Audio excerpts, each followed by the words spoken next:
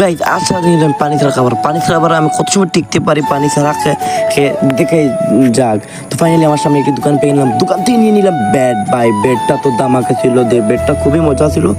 এবং সেই বেডটা মজা হলে কি হবে বলা, প্রথমে কিন্তু পানির এক আক্ষেপ লাগছিল, পানিটা খাওয়াও লাগবে। তো ফাইনালি আমার কিছুই করার নাই, কারণ আমি যেহেতু বাজিটা ধরেছি আমাকে জিততেই হবে। তো ফাইনালি আমি রওনা দিলাম বাজারে। বাজারে এসে ফার্স্ট দোকান পেয়ে গেলাম, এখান থেকে নিয়ে নিলাম একটা বিস্কিট, কারণ বিস্কিটটা শুকনো, বিস্কিটটা খেতে ভাই আমি পুরাই হবাক।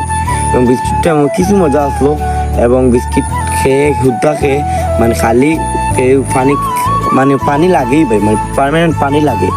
পানি না খেয়ে কিছুই করা নাই, পানি খেয়ে যখন বাজি ধরেছে আমি জিততেই হবে। তো ফাইনালি আবারও চলে আসলাম আরেক দোকানে, নিয়ে নিলাম একটি পেটেটু। ভাই পেটেটু চিপস সেই ছিল, কিন্তু সেই হলে তো আমার কোনো কামই আসবে না, কারণ কি আমি চ্যালেঞ্জ ধরেছি পানি ছাড়াতে।